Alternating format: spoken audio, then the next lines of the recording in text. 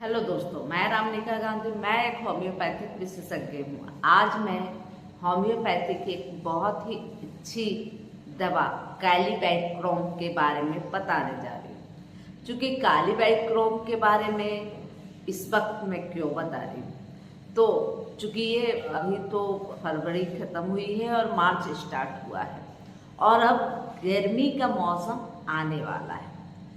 तो जैसा कि गर्मी के मौसम जब आते हैं तो कुछ खास दवाइयाँ होती हैं जो गर्मी के मौसम के लिए बेहद फायदेमंद होती है, बेहद कारगर होती है।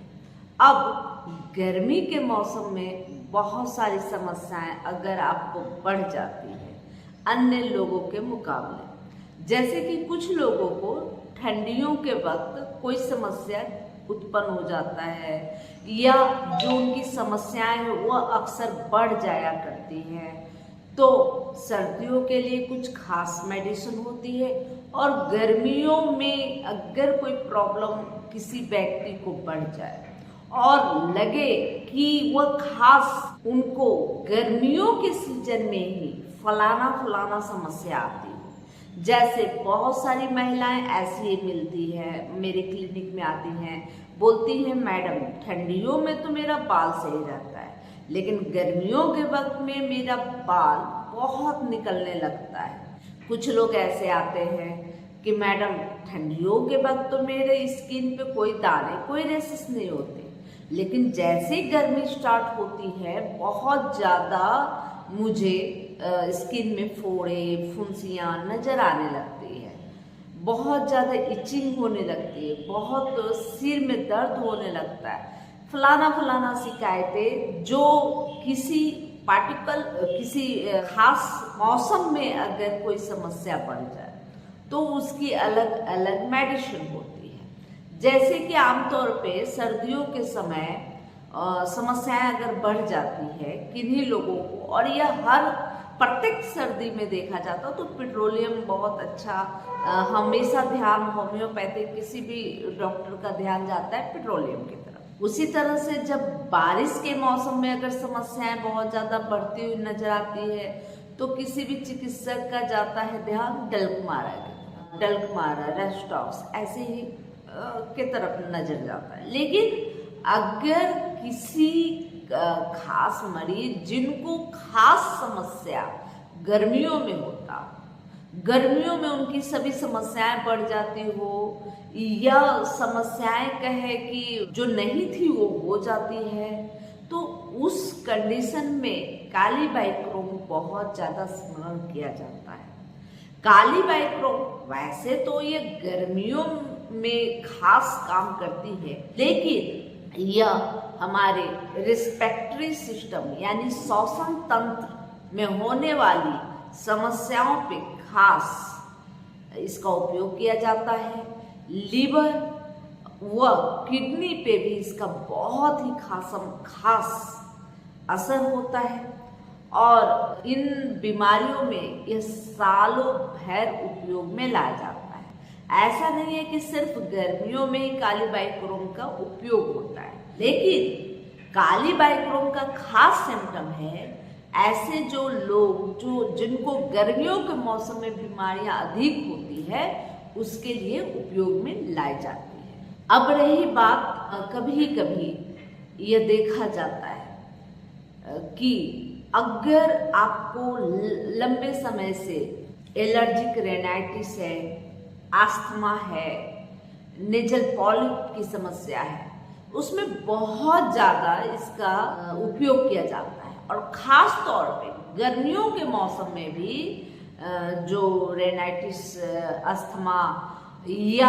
नेजल पॉलिप की समस्या रहती है, बढ़ी रहती है, उन लोगों में यह बहुत ज़्यादा असरकारक होता है। आप बहुत सारी ऐसी समस्याएं हैं नेजल पॉलिप की या एलर्जिक रेनाइटिस की जिसमें बहुत ज़्यादा छींकें आती है, लगातार छींकें आती है, नाक अक्सर बहता रहता है या नाक हमेशा बंद रहता है। जिन बच्चों को रात में सांस लेने में दिक्कत होती है वो नाक से सांस न लेकर मुंह से सांस लिया करते हैं। ऐसे लोगों के लिए कालीबाइक्रोम बहुत अच्छी दवा है। यह खास करके मोटे गोल मटोल बच्चों या युवा या किसी भी व्यक्ति जो हैवी वेट के हैं उनमें ये बहुत ज़्यादा फायदेमंद है। हैवी वेट के साथ अगर आपको किडनी की समस्या है, नेफ्राइटिस हुई है, जिसमें शरीर में स्वेलिंग बहुत ज़्यादा आ गया है, आपके यूरिन से एल्बुमिन बहुत जा रहा है, पास हो रहा है, बहुत ज़्यादा वीकनेस हो गई है, तो उस कंडीशन में कालीबाइक्रोम को हमेशा स्मरण रखनी चाहिए। कालीबाइक्रोम की सभी पोटेंशिया बहुत ज़्यादा काम करती है, लेकिन 3x में इसका उपयोग शुरुआत में करनी चाहिए। 3x बहुत ज़्यादा असरकारक होता है और 3x में इसका उपयोग करें। फिर उसके बाद आपको लगता है कि एक सीमा तक समस्या अच्छी हुई थी, क्लियर हुई थी, लेकिन आगे चल के वह फिर वहीं की वहीं रुक गई है, उस स्थिति में इनकी पोटेंसी को बढ़ानी चाहिए। कालीबाइक्रोम अल्सर के लिए खास, बहुत ज़्यादा खासम खास दवाई है। जब आपको अल्सर हुआ हो, आंखों का अल्सर, आंखों के अंदर अल्सर हो गया हो, तो कालीबाइक्रोम लेने से बहुत ज़्यादा फायदा मिलती है। आंतों का अल्सर हुआ, आंतों के मेम्ब्रेन, जो म्यूकस मेम्ब्रेन है, म्यूकस मेम्ब्रेन पे बहुत ज़्यादा काम करता है। आंतों के म्यूकस मेम्ब्रेन, आंतों के अल्सर, स्टमक का जो अल्सर होता है उसमें भी बहुत ज़्यादा इसे उपयोग में लाया जाता है। बशर्ते कुछ सिम्टम देखे जाते हैं कि ये अल्सर का जो प्रॉब्लम हो रहा है, अल्सर होने की वजह से जो समस्या उत्पन्न हो रही है वो गर्मियों के सीजन में ज़्यादा हो रही है। जो मरीज है वो देखने में मोटा, थुलथुला, गोल मटोल दिखता, ऐसे लोगों में 100% अल्सर में काम आती है। यह साइनोसाइटिस में बहुत ज़्यादा इसका उपयोग होता है, और साइनोसाइटिस के कारण अगर हेडेक हो, न्यूरोलॉजिक पेन हो, तो उसमें बहुत अच्छा काम करता है। यह साइनोसाइटिस की वजह से हेडेक हो, न्यूरोलॉजिक पेन हो, तो उसमें इसका उपयोग 3x में करनी चाहिए। हेडेक ऐसा हो कि जैसे कोई मरीज बताता हो कोई इस जगह में मुझे दर्द हो रहा है, यानी कि एकदम से करेक्ट एरिया बता सकता हो उंगलियों से, तो वैसे हेडेक में इसका उपयोग होता है। और हेडेक का एक खास और इसमें लक्षण होता है कि जब हेडेक स्टार्ट होता है, चाहे वो साइनोसाइटिस की वजह से हो या नाक जाम बंद होने की वजह से हो या न्यूरोलॉजिक पेन, जैसा भी हेडेक हो, उस हेडेक के आक्रमण आने से पहले व्यक्ति को धुंधला दिखाई देता है। और हेडेक जब बहुत तीव्र अवस्था में होता है तो उसके विजन क्लियर हो जाते हैं, या हेडेक समाप्त होने पे भी क्लियर दिखते हैं। लेकिन जब स्टार्ट होना शुरू होता है तो बिल्कुल धुंधला सा नजर हो जाता है, कुछ भी देखने में धुंधलापन दिखाई देता है। यह जो श्वसन क्रिया पर, जैसा कि मैं बताई कि यह दवाई बहुत ज्यादा उपयोगी है। इसमें जो कफ होते हैं बहुत स्टिकी, चिपचिपा होता है, बहुत मुश्किल से निकलता है, और जब निकलता है तो ऐसा लगता है वो रेशेदार होता है, तार जैसा, जैसे उसे खींचा जा सकता है।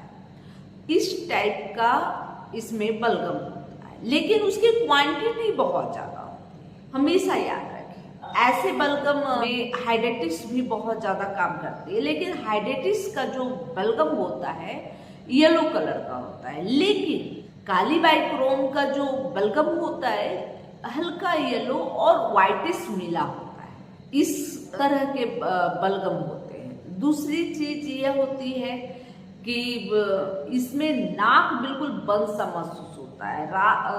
जो व्यक्ति होता है वो अक्सर मुंह से सांस लेने की कोशिश करता है। बहुत ज़्यादा सर्दी होने पे, साइनोसाइटिस होने पे, रेनाइटिस होने पर, जब सिर दर्द होता है तो हमेशा लोकलाइज सिर दर्द होता है, यानी कि व्यक्ति बिल्कुल बता सकता है कि इस जगह में सिर दर्द है, इस जगह में, मतलब बता सकता है। और सबसे बड़ी चीज यह है कि इसका जो सिर दर्द है या शरीर में किसी भी प्रकार का दर्द है या मूवमेंट करता है, यह शिफ्टिंग पेन होता है, इसकी खास सिम्टम होती है। जब नाक बहता है, जुकाम होता है, तो नाक के जो जड़ होते हैं, जहाँ नाक जुड़े होते हैं, उस जगह में बहुत ज़्यादा दर्द होता है। खांसने पे ऐसा लगता है जैसे भौंक रहा हो, एक साउंड, एक भौंकने जैसी साउंड निकलती है। यह चीज आपको एंटिम टार्ट में भी देखने को मिलता है, लेकिन एंटिम टार्ट और काली बाइक्रोम में यह फर्क होता है कि काली बाइक्रोम का रोगी गर्मियों में भी इस तरह के प्रॉब्लम अक्सर बढ़े हुए मिलते हैं, लेकिन एंटिम टार्ट में वह हर मौसम में देखा जाता है। सिर के दर्द में एक और खास सिम्टम होता है कि जब व्यक्ति सिर आगे की तरफ झुकाता है तो उसे भारीपन महसूस होता है, उसे दिक्कत ज़्यादा बढ़ जाती है, इसलिए वो सिर आगे की तरफ झुकाना नहीं चाहता। जो काली बाइक्रोम के जो मरीज होते हैं उनको गर्मियों के वक्त स्किन पे बहुत सारे फोड़े, पस वाले, बिना पस वाले निकलते रहते हैं, और जो फोड़े होते हैं उससे काफ़ी परेशान होते रहते हैं। यह जो काली बाइक्रोम है, जैसे बच्चों के बहुत बार देखे जाते हैं, मम्स निकल जाते हैं, यानी कि गाल फूल जाते हैं और स्वेलिंग के साथ साथ पेन होता है। तो इस मम्स के लिए काली बाइक्रोम बेहद अच्छी दवा है। जिन युवा लोगों को गर्मियों के वक्त पिंपल्स बहुत ज़्यादा निकलते हैं, उनके लिए काली बाइक्रोम बेहद अच्छी दवा होती है। लीवर के फाइब्राइड या गांठ में आप इसका उपयोग कर सकते हैं, बहुत ज़्यादा फायदा देती है। लीवर के फाइब्राइड को जल्दी ही ठीक करती है। पेशाब करने के समय बहुत ज़्यादा बर्निंग देखा जाता है, बहुत ज़्यादा शरीर से एल्बुमिन निकल रहा होता है, शरीर में सोत हो रहे होते हैं, तो उस कंडीशन में आप काली बाइक्रोम 3x का उपयोग कर सकते हैं। इसमें एक और सिम्टम देखी जाती है कि पेनिस में सूजन आ जाता है और छोटे छोटे व्हाइट कलर के या रेड कलर के उस पे दाने निकल आते हैं। अक्सर ऐसे उन लोगों को होता है जो कैली बाइक्रोम के रोगी होते हैं। कैली बाइक्रोम उसमें बहुत ज़्यादा असरकारक है। जब पेनिस में स्वेलिंग हो जाए और उसमें वाइट कलर के छोटे छोटे फोड़े कई कई निकल जाए, पानी जैसा निकलता रहे, तो वैसे कंडीशन में कैली बाइक्रोम 3x लेनी चाहिए। कुछ महिलाओं का यूट्रस बैठने पर बाहर निकल जाता है, वो दोनों पैर को कैंची के जैसे रख के बैठती है ताकि यूट्रस बाहर ना निकले, ऐसा उनको अनुभव होता है। ऐसी अनुभूति के लिए, ऐसी स्थिति के लिए सीपिया मेडिसिन बहुत अच्छी है, कारगर है। लेकिन यह स्थिति गर्मियों के वक्त हो, गर्मियों के मौसम में बढ़े, यह समस्या गर्मियों में अनुभव हो या गर्मियों में उनकी यह समस्या बढ़ी हो, तो कैली बाइक्रोम लेनी चाहिए। सीपिया और कैली बाइक्रोम में दोनों में एक ही समानता है, बशर्ते खास तौर पे यह गर्मियों के सीजन में इस तरह की समस्या ज़्यादा देखने को मिले तो कैली बाइक्रोम महिलाओं को लेनी चाहिए। लेफ्ट साइड के साइटिका में भी बहुत ज़्यादा फायदेमंद है। लेफ्ट साइड के साइटिका में कोलोसिंथ लेनी चाहिए, लेकिन बहुत ज़्यादा कारगर होती है कैली बाइक्रोम, जो कि यह देखा जाता है कि चलने के समय अगर साइटिका में दर्द बढ़े, लेफ्ट साइड का साइटिका हो और चलने पे दर्द बढ़ता जाए, तो वैसे कंडीशन में कैली बाइक्रोम लेनी चाहिए। इसमें सभी ज्वाइंटों में स्वेलिंग देखा जाता है, पूरे बॉडी के जितने ज्वाइंट्स हैं सभी जगह स्वेलिंग देखे जाते हैं, और इसकी जो दर्द होती है कभी इस ज्वाइंट में होगी, कभी इस ज्वाइंट में होगी, शिफ्टिंग पेन होता है, मूवमेंट वाला दर्द होता है। कभी रोगी इस जगह दर्द बताएगा, कभी इस जगह बताएगा, कभी घुटनों में बताएगा। इस तरह के शिफ्टिंग वाले दर्द देखे जाते हैं। एड़ी में अगर स्वेलिंग हो, दर्द हो और यह चलने से बढ़े, जो आपका हील है वो सेंसेटिव हो, यानी कि जैसे आप सो के उठते हो तो जैसे ही अपने पाँव अगर धरती पर रखते हो तो आपको एकदम से ऐसा लगता है कि आपका जो है हिल काम नहीं कर रहा, आप लंगड़ा से जाते हैं, बहुत सेंसेटिव महसूस करते हैं और दर्द बहुत बढ़ता है। तो ऐसी स्थिति में आपको कैलीबाइक्रोम लेना चाहिए। हिल के सेंसेटिवपन को दूर करता है, उसके स्वेलिंग को दूर करता है और जो तीव्र पेन होता है जो चलने से बढ़ता है उस स्थिति को दूर करता है। मोटे लोगों में सेक्स डिजायर समाप्त हो चुके होते हैं, जो बहुत ज़्यादा मोटे हैं उनको सेक्स करने की इच्छा नहीं होती, खत्म हो जाती है। वैसी स्थिति में कैलीबाइक्रोम लेनी चाहिए। ऐसा हो कि कभी कभी हार्ट में ऐसा स्थिति हो कि दर्द भी हो और ठंडापन महसूस हो, इस तरह के हार्ट पेन के साथ एक कोल्डनेस, एक ठंडापन महसूस हो, वैसे हार्ट की समस्या में भी कैलीबाइक्रोम लेनी चाहिए। यह रही कुछ कैलीबाइक्रोम जो होम्योपैथिक दवा है उसके संदर्भ में कुछ खास जानकारी। और इसी तरह से मैं अक्सर होम्योपैथिक दवाइयों के सिम्टम बाय सिम्टम जानकारियाँ अक्सर अपने यूट्यूब के माध्यम से देती रहती हूँ और हेल्थ से जुड़ी हुई बहुत तरह की बीमारियों में कौन कौन सी होम्योपैथी दवा फायदा करेगी और किस तरह के आहार और विहार करनी चाहिए, इन सबों पे भी अच्छी जानकारी मैं अक्सर देती रहती हूँ। इसलिए अगर यह वीडियो आपको अच्छी लगे तो लाइक जरूर करें, तो सब्सक्राइब जरूर कर ले, बेल आइकन दबा दे और अगर हेल्थ से जुड़ी हुई किसी प्रकार की समस्या हो तो आप मुझसे संपर्क कर सकते हैं। मैं ऑनलाइन भी सेवा प्रदान करती हूँ और आप अगर चाहें तो मेरे क्लिनिक पर आकर मुझसे आप मिल सकते हैं। मेरा पूरा पता डिस्क्रिप्शन बॉक्स पे दिया हुआ है, आप संपर्क कर सकते हैं और आप हमेशा अपने चिकित्सक को मौका दें और जब भी आप चिकित्सक से मिले तो अपनी समस्याओं को विगतवार अच्छे से विस्तार से आप जरूर बताएं ताकि आपके डॉक्टर आपके लिए एक अच्छी दवा का चयन कर सके। जय हिंद, जय भारत, धन्यवाद।